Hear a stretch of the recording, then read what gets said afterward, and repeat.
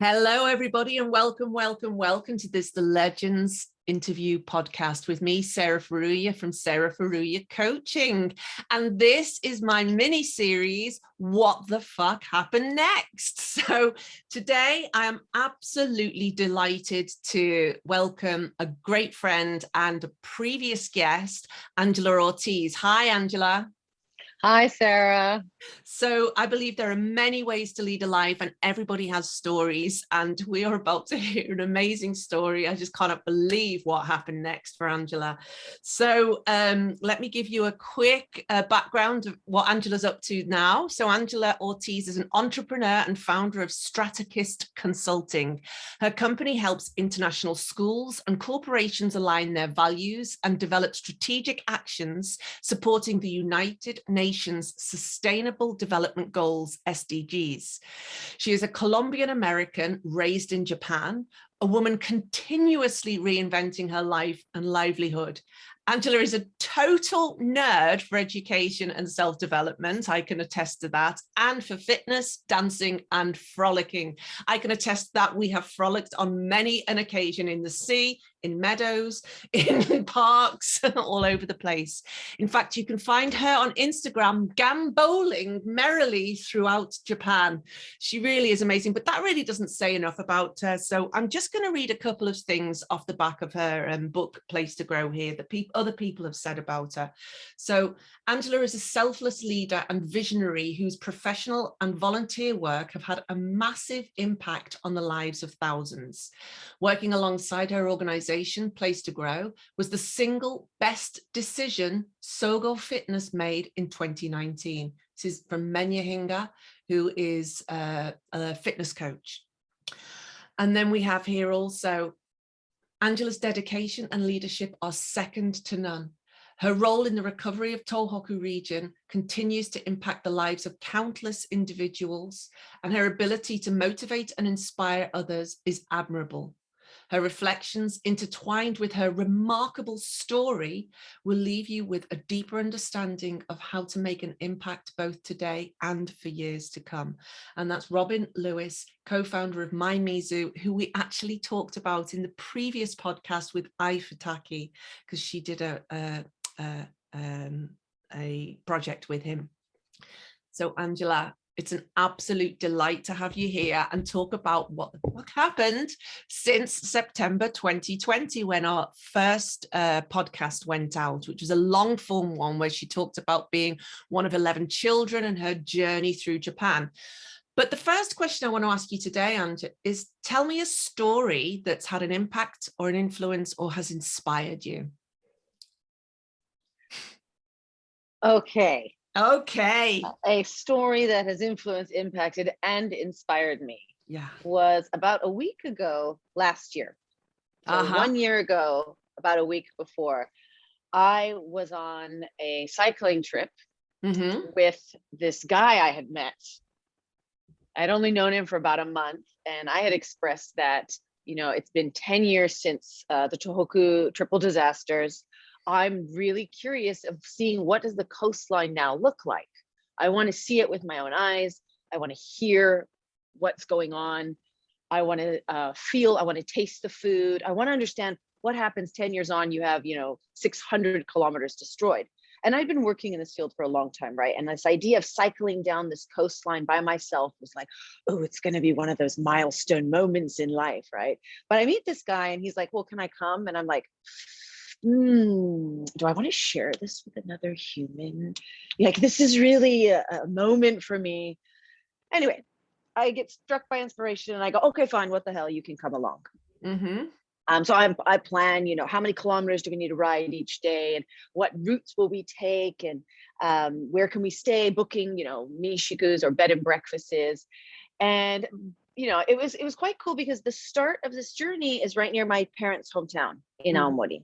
So we go up there, say hi to the folks, get some drone footage. We start cycling, and about 5 minutes into this trip, I realized, oh, scheiße, we can't take bikes on this trail that I had, planned. So we're like, okay, we're gonna take Route 45. It's a major route down the coast.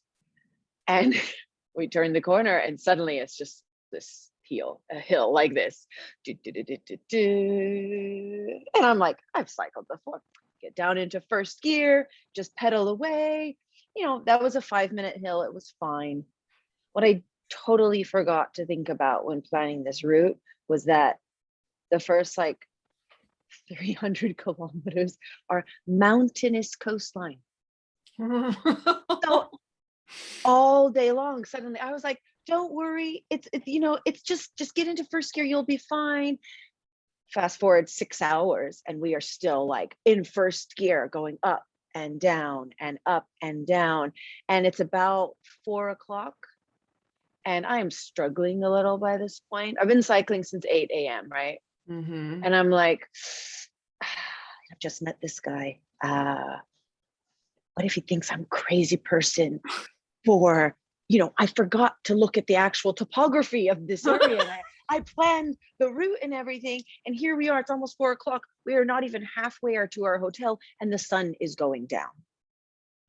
And so I get to the top of this hill, there's a tunnel there, and he turns around and looks at me and he goes, hey, how you doing? And I just knew in that moment, I was like, oh my God, he gets it. He's okay. We're okay. And my life was never the same. Love it.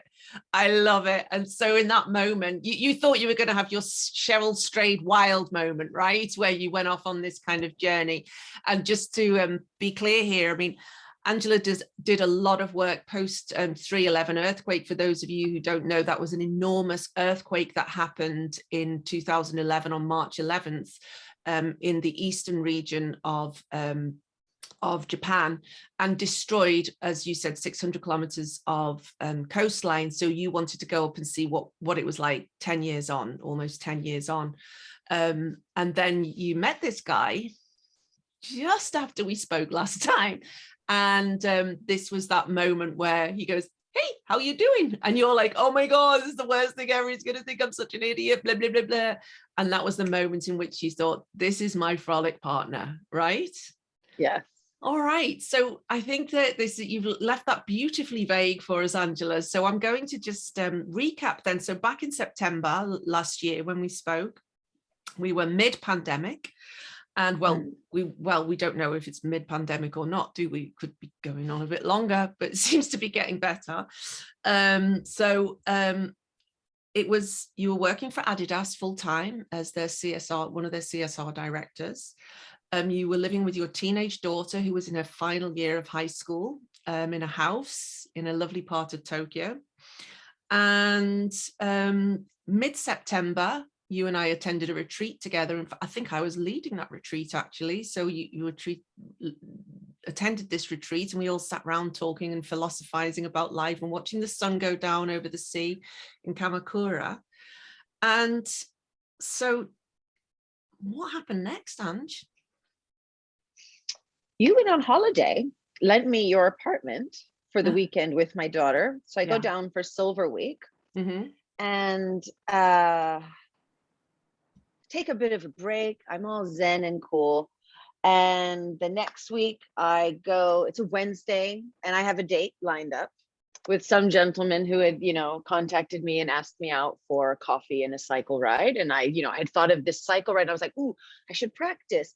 And so, I have to preface this by saying, actually, so, I just published my book that year, right? And the pandemic really just I'm stuck at home. I'm thinking about, who am I? What is my role with my daughter? What am I doing? Do I want to stay in this job? Do I want to stay in corporate?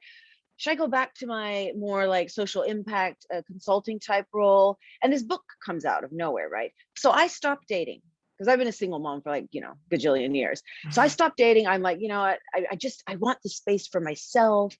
But I published my book. I think it was right after we talked, and I was feeling like, whoa, these arcs in life, I'm going to start dating again. So, I swipe left, I swipe right. And I meet a few guys, but nothing really special. But this guy actually emailed me directly, and he was a friend of a friend. And so I had lined up a date for right after the Silver Week weekend where my daughter and I stayed at your place, and I go off to meet him. And we just we had coffee for 3 hours. we talked about everything, right? And I remember looking at this person and going, whoa, I've never known someone who's like struggled. I've never identified with someone who's like struggled like me, but is still smiling. And there's like this resilient heart like that. You just feel like, oh, you're never going to get up. And I just found that so inspiring and also very captivating. I was just like, it's like a kindred spirit sort of coming together. So he asked me, oh, so can I take you out on a date at that lunch? And I said, yeah, but give me 2 weeks notice because I'm really busy right now. I've got, you know, the book and the kid. And anyway, it took us all of 2 days to meet up again. We fell in love like a week later, and we got engaged in December. I got let go. I got fired for the first time in my life. I had to move houses. My daughter graduated from high school. My daughter moved away from home for the first time. She traveled overseas by herself for the first time. I moved in with a guy for the first time in my life. And, you know, another thing that I just have to mention, although it's weird and out of context, is I was without an income for the first time since becoming an adult. Like I've never been in a partnership where one or the other is not like working, generating an income. And that was freaky as that was really, really traumatic. What else has happened? Travel. I've been to Ishigaki. I've been snowboarding. I have learned what frolic means, and that it's not just, you know, running through meadows, but it can be like that state of mind. And I was just like, oh my God, there's been so much going on. And I'm just trying to frolic through it at this point. Well, let's unpack some of this, Angela, because you've just thrown it. I mean, let's just so basically, so from last year, you're a single mom living with your daughter. You decided to stop dating to get your book out. Here it is. I'll be giving away this copy. And you know, you're happily single, but you're also dating. You're also you said swipe right. So you're doing the apps, which is great fun.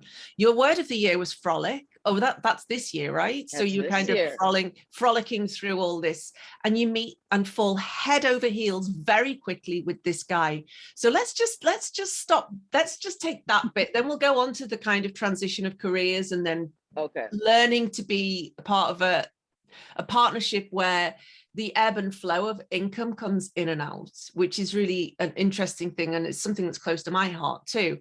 So tell me more about this guy. Who is he? Because I remember we had a phone conversation. At the very end, you went, I fall in love with somebody. And it's just like that head over heels thing where you just can't stop thinking about them. And you're looking at the socks on the floor and you start crying because you're so happy. Something like that. And I was like, what? Wait. And you were like, okay, bye. You put the phone down. And I was like, what? So tell us more about this kind of falling in love thing and how that happened for both of you, and what's this simpatico that you have together? I don't know what it is. It's some kind of magic, right? Yeah. His name is Nicholas Pettis. You can find him on the Tokyo Show on YouTube. Mm-hmm. He is Greek, Danish, American, but raised in Japan. So we have loads in common. Right? Speaks fluent Japanese, understands the culture, but isn't Japanese. He's a fitness instructor, coach, founder of CrossFit Nishizabu. He's backgrounds in martial arts. So, you know, obviously me loving cycling and running and our lust for adventure, that was just like, so there were all those things that like you align on, like, oh yeah, we like the same things. But I really think it was something about that connecting with each other's resilient hearts. Like I've been through shit, he's been through shit, but we both have this this commitment of like, you know what, life, it's just not, you're not going to get me, and I will refuse to give up my the fun stuff in life, you know. Because obviously there are days I've been there, right? You're on your sofa just going like, oh please, no more days, please. Just no more days. No more days. Yeah. I just want this sofa and my robe. And I felt like that the year before, very deeply. And without any excuse, you meet somebody else who's like, yeah, I get it. And you get it. And then weird things like, so he's got 3 daughters. I have a daughter. They're all in the sort of same age group. My child and his middle child have the same birthday. Like we've got, and then these like random connections that kind of just, they give you these moments of like, oh my God, of celebration. And love it. We're a bit older, we're both in our, 40s or whatever. We've all had our ex relationships and stuff. So we've kind of done the fumbling through, and we know ourselves well enough to know like what works, what doesn't.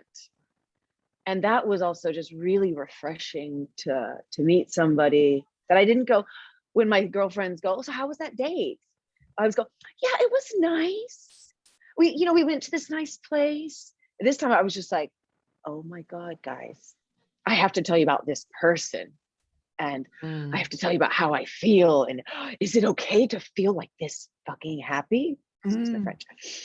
But this podcast is called What the Fuck Happened Next? Don't worry. Okay. We're speaking French. Okay. I'm still unpacking it. And then when I'm going to go cycle halfway around Japan, he goes, yeah, let me come. And, I thought, okay, this is a great way to get to know each other because we are falling really fast, really soon. And, my logical brain is going, and hello, do we need a warning? And I'm going, nah, come on, let's just go see what happens. And we aligned so well. Like I thought he would be stressed out by the hills. He actually thought, he told me this later, he's like, now is my chance to actually let her know that I'm okay with this. So I need to smile and be, I need to smile and be like, I'm having fun so that she doesn't fall apart. Because I'm cycling there looking at bus benches going, could I sleep under there tonight? Is it possible? No, it's too cold. And when you look up and you see somebody just going, come on, it's okay. It's okay. So we just fell in love, and then we took off on adventures and came back, and we're like, what's the next adventure? And then it turned out to be me getting fired. Okay, so I just want to unpack a bit of this as well then. So one thing I love here is just, the high context that really, really, really, really hit me at some point is that like you were both here from a very young age. You both, he's very fluent in Japanese, or a certain type of Japanese, right? Because he was in a dojo for ages. I mean, we don't want to make this about him, but actually he's got quite a high profile over here, hasn't he? He was he does. A K1 fighter and so on and so on. You can also see this very story on video, because I was watching all those videos at the time scanning, is he all right? Is he good for my friend? And the answer was yes, obviously. So you're both these kind of, what we came up with this phrase, weird hybrids of like all these different cultural backgrounds. And so he's got this kind of multicultural background, Greek, American, and Danish, and you're Colombian American. And also you both have this kind of super Japanese culture deep inside you as well. But of course, if you've listened to this podcast before, you already know that we're insiders, outsiders. So we know where we belong here, and it's not in the inner circle of Japan. We're not allowed in. And as soon as you kind of accept that, I think life becomes much easier, don't you think, Ange? I do. I agree. And as you're saying that, I'm thinking of so many stories, like real life stories, and I'm going hundreds. And whenever you try too hard to try and get in there or make that mean something about you, it can be really devastating to your self-esteem and your spirit, can't it?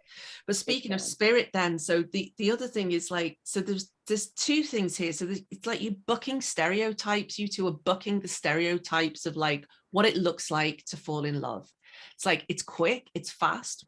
We're both mature people. We love each other and we like each other. We've hit it off. We've got this high context. And there's this amazing trust and vulnerability between the two of you, where you do have quite a lot of conflict together, right? Like healthy conflict where you kind of thrash stuff out, but you never let it get the better of you. And that maybe is what that resilient heart is, and that captivation is this complete commitment to one another. So you're not playing games with each other. That I think is the stereotype, or you're not knobbing around. Do you know what I mean? It's like you're not arsing around with this. You're just getting straight into it. Like, this is worth it. We like each other. We love each other. Let's get into it. Does that make sense?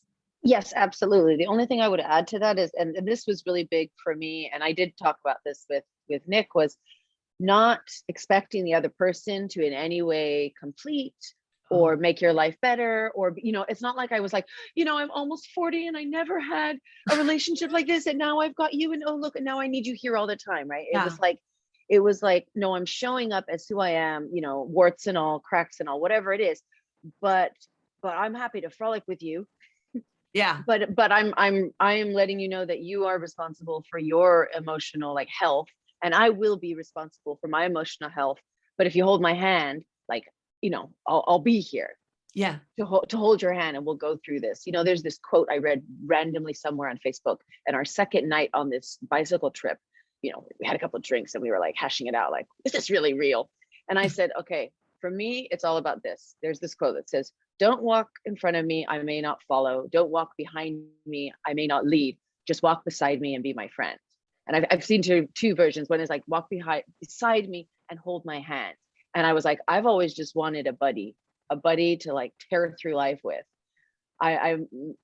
It's pretty simple. And then when he just looked at me and he like put his arms akimbo like this, and he's just like, oh, I get that. Yeah. And I was like, really? I had to like double check 2 or 3 times. I love this. Yeah, it was incredible. A buddy to tear through life with. And, you know, I can actually see Nick doing that now. I'm going, I get that, because he's quite mate. He's quite serious in some ways, isn't he? But he's also super, super fun. And I really like that, like just that kind of authenticity, that genuine, like, and now I'm mad, now I'm serious, and now I'm frolicking, and now I'm serious, and now I'm frolicking. Amazing. And just be my friend. Just walk beside me and be my friend. This reminds me of something very wise you said to me. In fact, we were all on the beach together. And one day, because I live by the beach, and so there was Nick, there was other friends around as well, and we were all sitting in this beach house drinking beers all day and popping in and out of the sea, and it was just a lush day. I loved that day. And we were talking about things, and you just turned around and you were in your bikini and you went, I don't expect my friends to be perfect. No, I don't need my friends to be perfect. And I was like, thank God, because I am bonkers. And also it was like, of course, why do I expect my friends to be perfect? Like, I'm 50. Why do I expect my friends to be perfect? It was just so simple. And I think that this, like, don't be in front of me, don't be behind me, don't position yourself to me. Just stand with me and walk with me and be my friend. I think that's just beautiful, Ange. Where'd you get this wisdom from? I don't know. Maybe I'm an old soul with past lives. I was having a conversation. Yes, I have no idea. I mean, I'm a nerd for reading things, and I used to love poetry and libraries, and so some of these things must have stuck in there somewhere. Yeah. How do we know how we get to be who we are? Good. I mean, I just walked up to my local antique store and had a podcast in my own head with myself about how I got to be who I am. And it's slightly different to the one that I had yesterday, the podcast in my own head about who I am.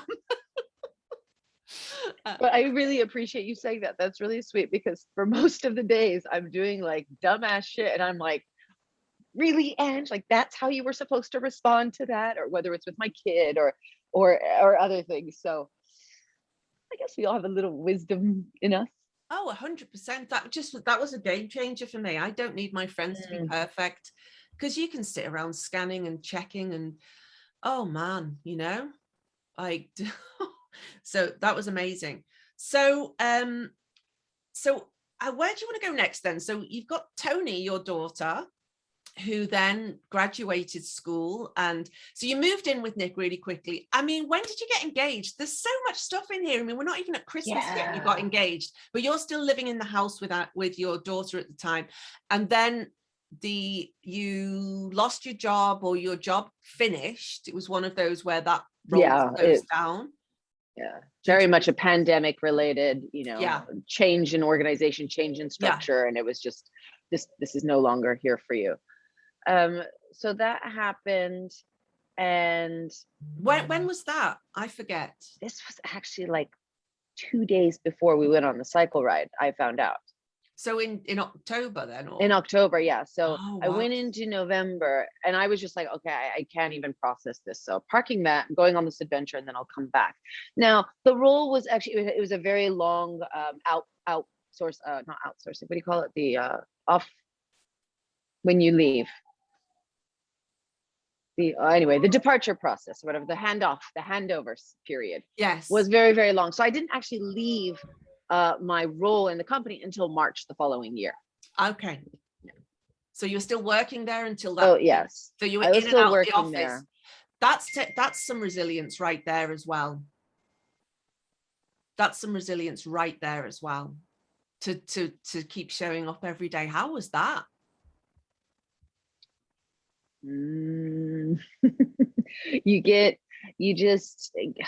I guess it's weird. You change your expectations. You realize, you're not chasing the next KPI, or, it's not that your performance will drop, because suddenly I was like, I've got all these things I've got to hand over or, get rid of for the company. And, but there's no future there. And obviously you don't want the sad eyes of people. And there's a lot of insecurity going on because this is happening to other people. That's not about you, right? That's not specific to you. That's about what's happening in that system. There were there was a few hundred of us that had to change our lives and review things. I don't even, oh man, it's such a blur of meetings and new bosses, and the new boss, it was just change. I guess what I was trying to say is you just set your expectations to I'm showing up today, whatever happens, because there was reasons for then switching me on to another team, even though I'm going out of the company. They needed help with this other team, so they're like, oh, can you do 2 days a week over here? And it was very chaotic. But I had to just kind of have that attitude of okay, clear communication, show up every day, be super flexible, and really hope for the best. And in the end, it kind of worked out. I actually ended up getting along really well with my last, the last 6 months of my role there, my HR guy, my direct line, him and I actually got on really well. Yeah. And so, yeah, it was still it was bittersweet. Yeah. Bittersweet. I mean, it's never easy to lose your job, but yeah, that's just one of those things that happened to me when I was 24, I think. Yeah, 24, and it was really but and Adidas for me was a dream job, right? Yeah. I've been a fan of the brand since I was could walk, and played soccer with my brothers, and I just I just thought it was the coolest thing, and I was so happy working there for that brand. So it was, first I was like, oh, they've left me, that breakup feeling almost. And then I was like, yeah, this is the nature of society and how companies work. So got over that, and then you get on with it. Yeah. So you went up to see your parents in the Christmas holidays, right? Or the holidays. How did that go down? So they met Nick again for the second time, is that right? Yes, this is right. So we had drove all night, arrived at 2 a.m. And okay, so Nick started saying things something around marriage, not an actual proposal, but things alluding to this, right? And I was like, you need to stop getting drunk and proposing to me. You need to either do it properly or just shut the fuck up, because it's not really that funny when it's 10 times now. So I was kind of wondering is he going to propose, or is he going to, just shut the fuck up? Anyway, we arrive in Almori in the middle of the night, and we have a quick nightcap with the parents, and we're going to bed, dozing off. And suddenly he starts talking, and then he starts talking about important stuff. And then suddenly he leans over and rolls around and opens up this box and says, I want something really lovely, and then I want to have all my breakfast with you. And I go, but I don't eat breakfast. I was just but honey, I don't eat breakfast in the morning. Like, I'm not a morning person. And then he just looks at me. He's like, and I'm like, oh my God, of course. Yes. So we woke up in the morning and went down and told the parents. And so Christmas was like extra special for that. So that was like Christmas Eve, right? The 23rd. And your family know how to frolic, right? Yes, we do. They're Colombians. They know how to frolic.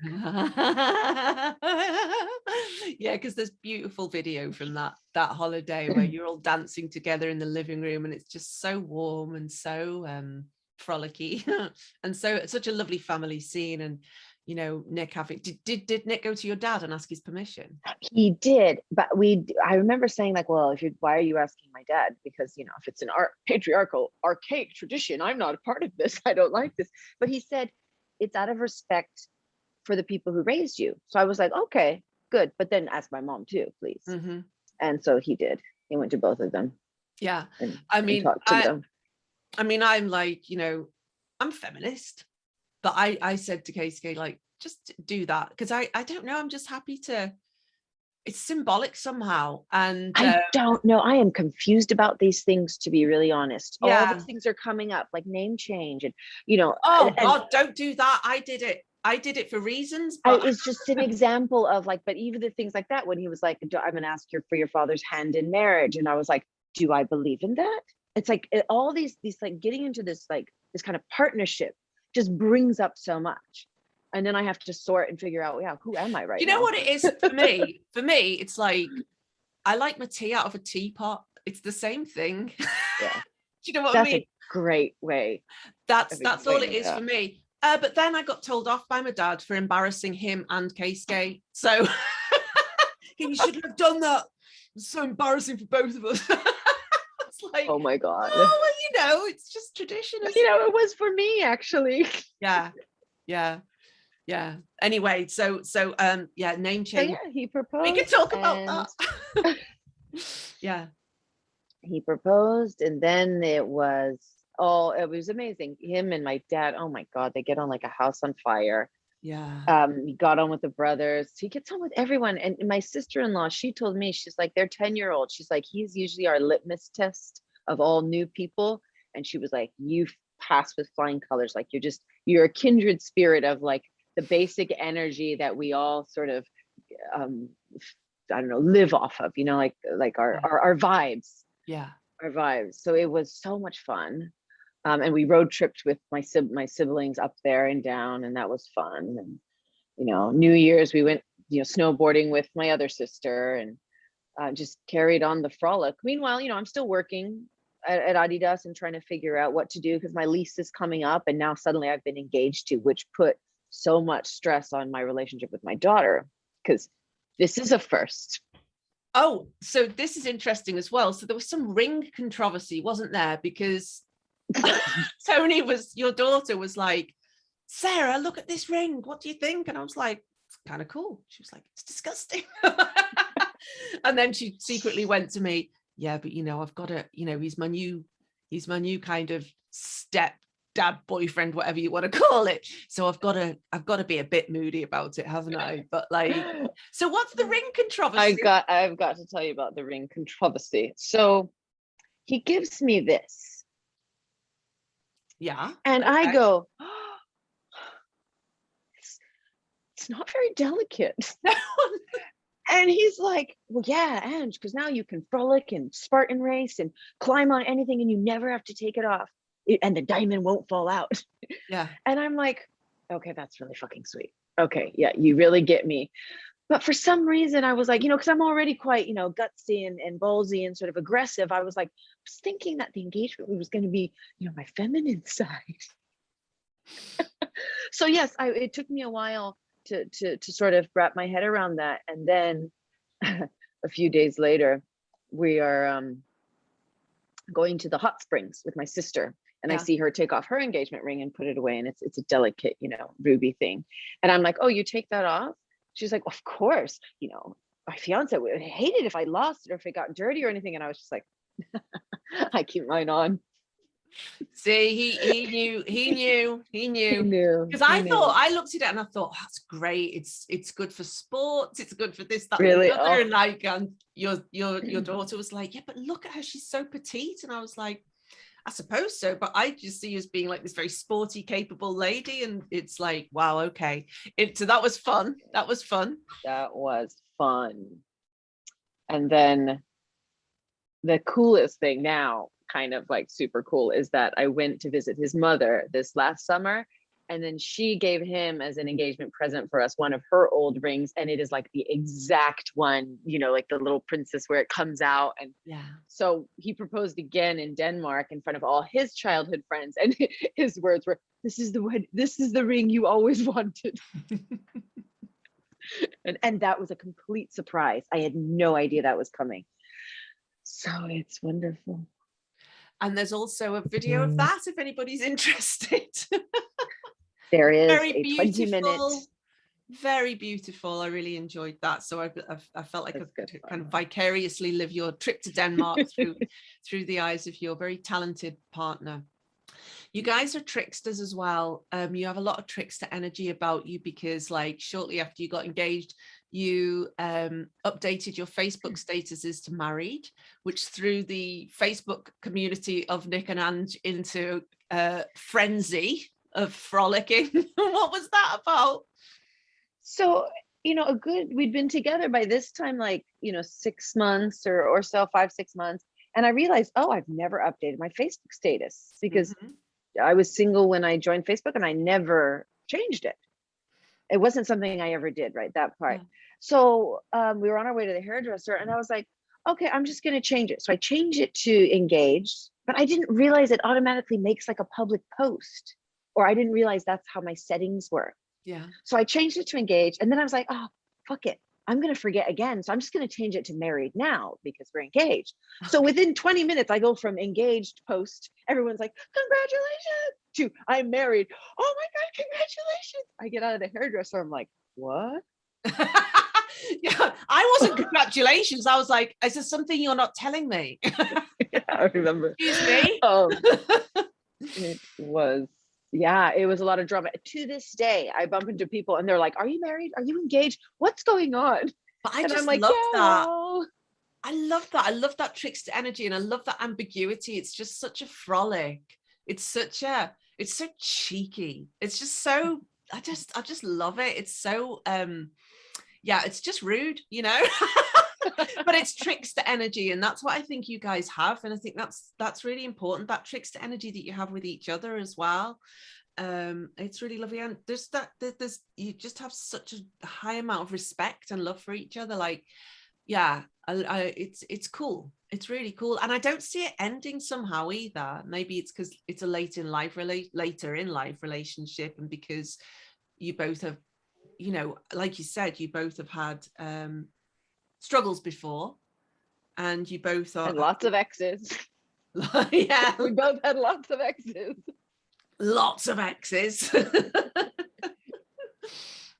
Yeah, and kids. But so you learn, right? With every relationship, you're learning something about yourself, and so there's something, right? So if you're looking at it from that more like positive point of view, it's like, yeah, we've learned a lot about who we are, and how to show up, and what not to do, and how to deal with fear, because fear is like a huge part in relationships, and insecurities, and all of those, like, you know, those insidious emotions that live with us. How do you do that then with the fear and insecurities between the two of you? How have you dealt with that? So we decided very early on that we were going to do brutal honesty. So brutal we are going honesty. Brutal honesty. Okay. So I'm saying everything, but we kind of set like the foundation of like, it's brutal honesty, but it's not an attack on you.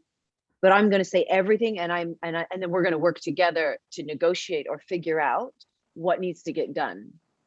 Because our bigger goal, right, is both the two of us together forever, frolicking until we're 100. That's like our aligned goal. And then anything else is like, well, we need to negotiate to overcome that. So whether that's I'm feeling insecure about my weight, or I'm insecure about not bringing in an income, or I'm jealous about some ex that pops into your life, like, or, you know, so many different things, right? I have this like it's like, I could actually go straight to him and be like, I'm feeling really shitty right now. Like, I just like I'm feeling really ugly, or I've gained some weight, and and he doesn't do that like, oh no, honey, you look great. He'll be like, oh, yeah, that must not feel so good. Okay. So then we just talk through it, right? That's been a game changer, I think, for me, Wow. is just expecting that brutal honesty back and being in support of that for the other person, because every time we have a contrast, that's us evolving as people, right? That's us growing. So it definitely is not dull. My friend asked me, she's like, you guys weren't very rocky. I'm like, no, but we're very sparky. There's lots of sparks. like there's lots of things. And then we go, okay. Okay. Yeah, it's like you may not know this, but you may not realize this, but it's like a complete refusal of codependence that you're doing here. A complete refusal of codependence, which is something that I kind of tried to, I mean, I've been with my husband for nearly 20 years, so we're in some weird codependent shit, but we love each other very much. But like, it's that, what you just described there, that kind of like, I feel I've gained some weight, I feel really ugly. Oh, no, you look great. That's this kind of, I'm not down with that. And in my coaching practice, I try not to get into that as well, just to kind of reflect things back so that we start to unplug from these odd set piece conversations. Yeah, I swear to God, Sarah, if I hadn't been like life coach, been in life coaching and working on myself and working on my psyche and trying to understand, no, I don't know that I would be cognizant of this is how a person can show up. And be aware of, yeah, codependency, don't go down that door. It's sugary on the outside, but it doesn't, I've done that. And it's not a place that I need to review. It's not very sustainable. Yeah, there's a time and a place for it. I think there's a time and a place where you need to have a cheerleader. But you would probably, so a non-codependent relationship would go, I'm going to tell you something now, and I need you to be my cheerleader. Do you know what I mean? So that's amazing. I mean, we are still learning like the words that we need to say when and how to show up. What, 14 months in? Are you kidding? You haven't cracked it yet. I'm so ashamed. This interview is over. Yeah, but it's a journey, right? Oh my God. Never ending. So your daughter then graduated high school and moved out. She went to where? Hawaii. In the middle of a pandemic, she got herself over to Hawaii and lived there for how long? 6 months. Yeah, wow. In the end, yeah, she stayed for 6 months. It was such a bizarre, like coincidence, turn of events, where this happened to open up right at this offer, like through a friend, opened up right at the time where we were trying to figure out how do we move, because me and my daughter move house. My daughter and I have lived, just the two of us, since like she was 2 years old. And this is not only a big deal for us emotionally, but also like logistically, like, well, because if we move in together with a man now as well, we need a much bigger place, or should we get her an apartment somewhere else? Is she ready to live on her own? And then suddenly this opportunity for her to go overseas came, and we were like, yeah, well, why not? You can go get a couple things done, maybe experience some work over there, connect with America, because she is American, but she's never really spent time over there. Oh my God, she came back swearing like a sailor because she hung out with a bunch of American teenagers. Amazing. This is really cute, really cute. So she stayed over there, ended up having a fabulous time, learned a lot, had to deal with her own, making decisions about things and paperwork on her own for the first time. Not to mention trying to travel during this pandemic is logistical nightmare. So yeah, she's back now and is living in Tokyo in a share house. We found her a room, and she's over all the time though. Oh. We're still And you have this kind of revolving door, don't you, of people in and out of your apartment all the time. You are those people, right? Yes. Yeah. For now. I think We the are next place, discussing whether we should like proactively, like, is this what we want?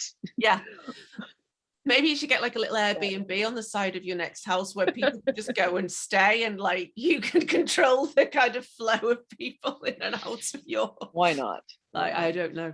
But we can make it up. Yeah, of course. We'll make it. We're always dreaming things up, aren't we, Ange? We're always high dreaming things up, dreaming each other up, dreaming up beautiful futures for ourselves. So you had COVID, right? Yes. That was a bit of a grounding experience, wasn't it? It was very much a literal or grounding experience. That's what I mean. Yeah. I not like immovable. Yeah. Yeah. Yeah. How are you feeling about that now? Are you so recovered? Good. Yeah. No, I'm completely recovered. For weird emotional reasons, I'm actually very grateful I got COVID, and my physical body came to like a halt. And no, not my physical body, my mind.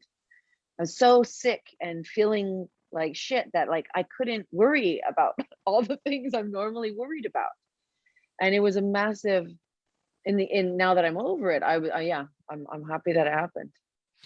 Yeah, I mean, I felt so hard for you in that one because you are such an athletic person, you know, like an elite athlete, and you do so much training and you do Spartan races and all this kind of stuff, and then you were just literally grounded by it, and it was really like full on. And so I had an extra piece of my heart for you, but like you said, as you always do, Angela, you turned it into a positive by saying you were grounded and you had to just stop and think about something else.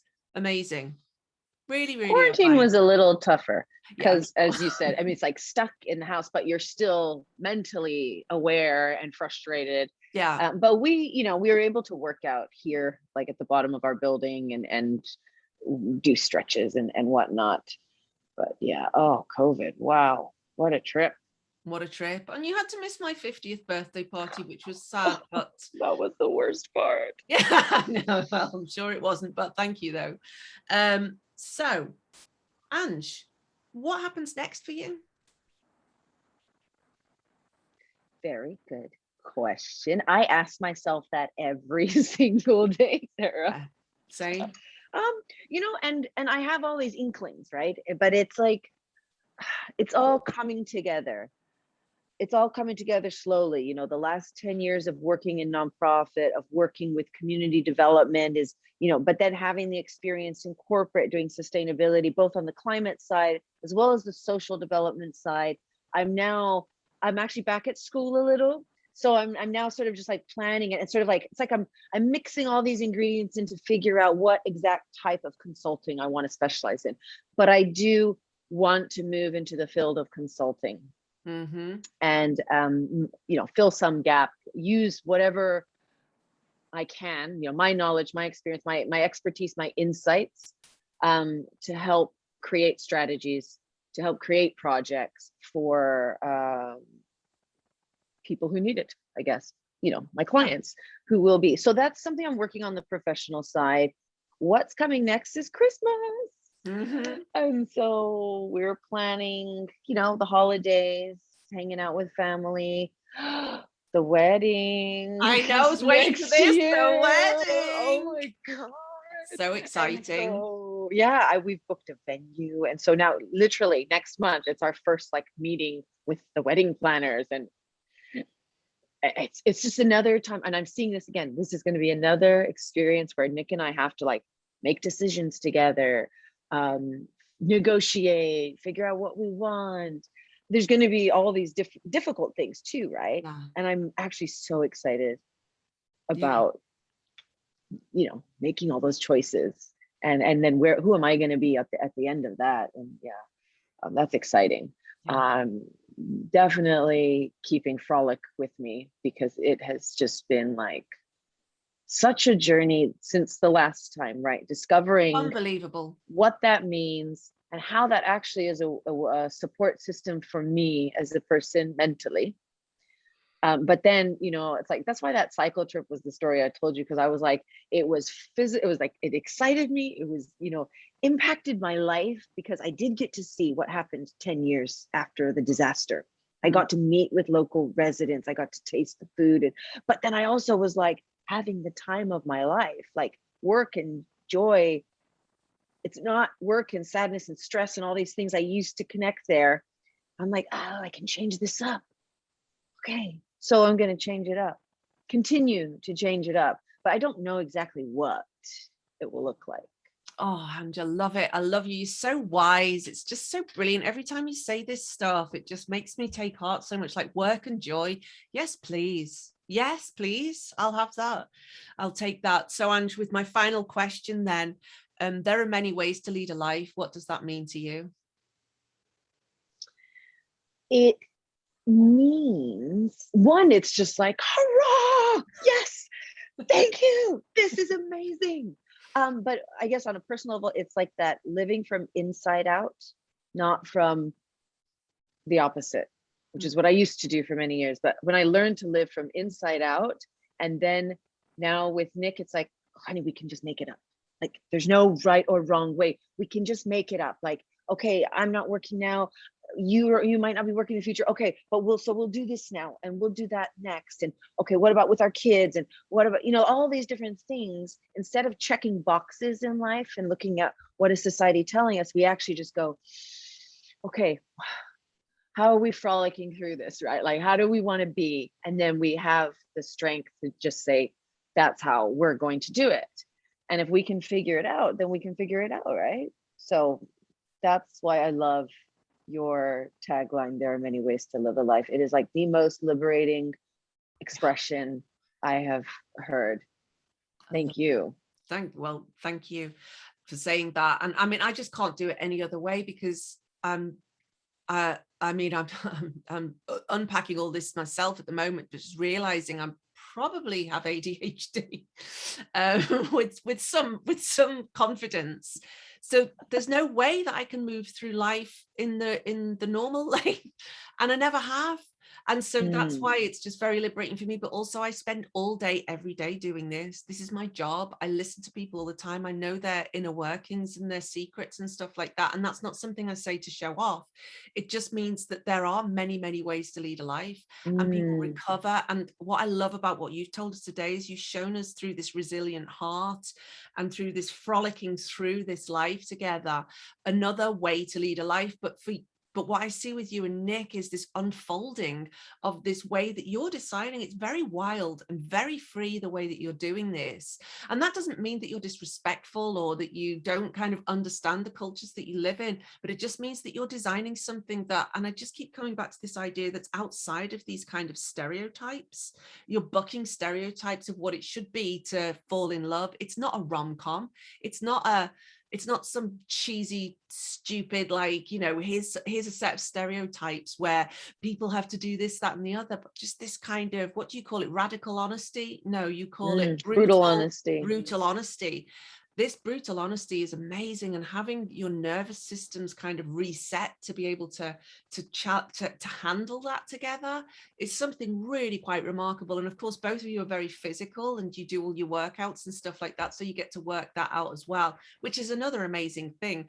And it did dawn on me recently just how similar you both are from the kind of athletic perspective, from the family background perspective. And then sometimes I look at you and I'm like, you kind of look alike to me sometimes as well.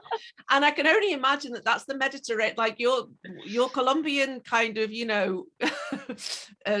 Mediterranean family past, and his kind of Greek Mediterranean family. There's some DNA that crossed paths back in the ancestry, no doubt. So, that's amazing. But I love you to bits, and I'm so happy to have had this conversation with you today, so we can catch up with you and find out what the fuck happened next, and what wild and free 14 months it's been. It has been an absolute whirlwind. It's an ongoing whirlwind. Whirlwind. And I'm hanging on. But instead of, that's wrong. I think that's something I used to say, like, I'm just clinging on for dear life. This time I feel like, no, those stereotypes out. I'm in the eye of the storm, but I'm in a perfect bubble. Like, I know. And there's this piece of just knowing that really is helping be okay when things change so fast and so like dramatically. Yeah, and then we've all learned that over the last 2 years, how fast and dramatic things can change because of the pandemic. But you've also learned it from the falling in love, moving in, getting engaged, planning a wedding, your daughter moving out, losing a job, and how you can still be completely okay in all of that, learning how to rely on somebody else's income while you build yourself back up. All of this stuff requires a great deal of trust and a great deal of like vulnerability and strength. I mean, it's such a cheesy word. It's such an overused word now, vulnerability is, but just that willingness to be in a state of nervous system tension, if you like, and to move through that and to frolic through it. So frolic through, that's the tagline for this. The legend of frolic. Yes, hashtag frolic. Hashtag frolic. And so, Ange, where can people find you? You can find me on LinkedIn or Instagram. You can find me under Angela Marie Ortiz. You can find Straticus Consulting on LinkedIn. And on Facebook. I'm Instagram. Those two. I think I said those two twice. That's great. So we'll link below to that as well. Okay, so, great. Yeah. Yes. Thank you, Angela. Hashtag frolic with me. frolic through it. Frolic through it. I love it. I do too. So, Ange, thank you so much. I believe there are many ways to lead a life, and thank you for sharing yours so generously about the last 14 months. And everybody has stories, and what a story. And I can't wait for this story to unfold again. So maybe I'll kind of engineer another podcast series where we catch up with you after you got married to see what happens. What the fuck happened now? Thanks so much, Ange. Bye. Thanks Bye. for listening, everybody.